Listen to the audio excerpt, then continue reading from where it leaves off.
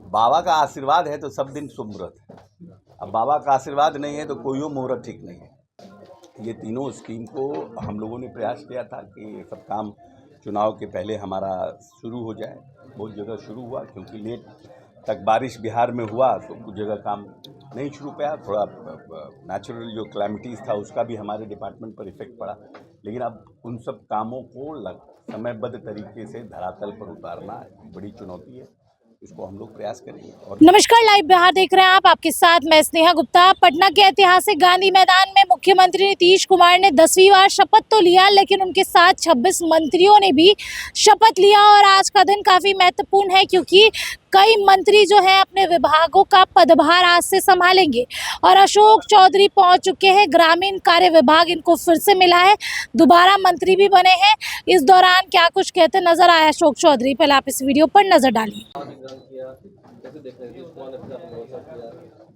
नेता के भरोसा के ऊपर और नेता के विश्वास पर खरा उतरना ही सबसे बड़ी चुनौती है। कि जितना विश्वास और जितना उन्होंने भरोसा दिखाया है और दोबारा इतनी बड़े विभाग का मंत्री वापस दिलाया है, जो क्योंकि ग्रामीण क्षेत्र हमारा आर्थिक संपन्नता के लिए ग्रामीण सड़कों का निर्माण, पुल पुलिया का निर्माण, ये एक बड़ी जवाबदेही है।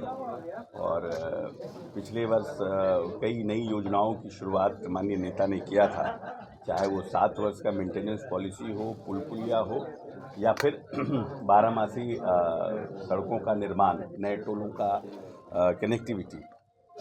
ये तीनों स्कीम को हम लोगों ने प्रयास किया था कि ये सब काम चुनाव के पहले हमारा शुरू हो जाए। बहुत जगह शुरू हुआ, क्योंकि लेट तक बारिश बिहार में हुआ तो कुछ जगह काम नहीं शुरू पाया। थोड़ा नेचुरल जो क्लैमिटीज़ था उसका भी हमारे डिपार्टमेंट पर इफेक्ट पड़ा, लेकिन अब उन सब कामों को समयबद्ध तरीके से धरातल पर उतारना बड़ी चुनौती है।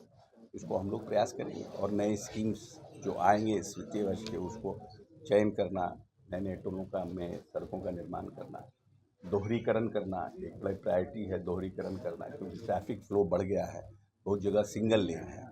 स्पेशली जो हम ज़िले से ब्लॉक हम आते हैं, या ब्लॉक से हम क्या नाम है, हमारा जो पंचायत हेडक्वार्टर है, वहाँ पर बहुत सी सड़कों का ट्रैफिक फ्लो बढ़ा है और वो सिंगल है।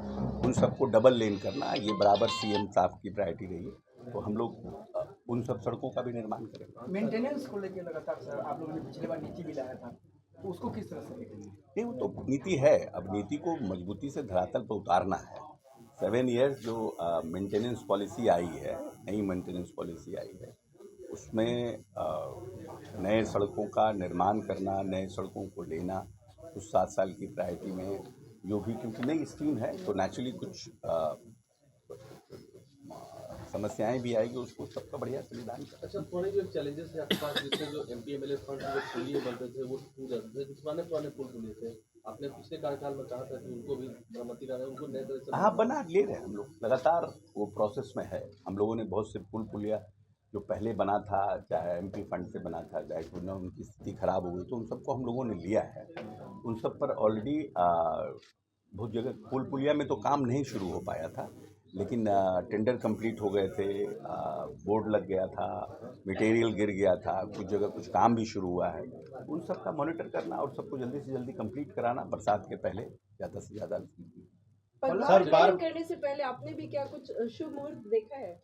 पदभार ग्रहण करने नहीं, कल रात में कुछ नोटिफिकेशन हुआ, आ गया। बाबा का आशीर्वाद है तो सब दिन शुभ मुहूर्त है। अब बाबा का आशीर्वाद नहीं है तो कोई मुहूर्त ठीक नहीं है। तो सुना आपने क्या कुछ कहा अशोक चौधरी ने। उन्होंने सीधे तौर पे कहा कि इस बार हम गांव में काफ़ी काम करना चाहते हैं, जो जो काम छूट गए थे वो काम हम फिर से करेंगे, खासकर सड़क की जो समस्या है उसको दूर करेंगे। अशोक चौधरी ये सारी बातें कहते हुए नजर आए। आप बने रहिए हमारे साथ, तब तक के लिए बहुत बहुत शुक्रिया।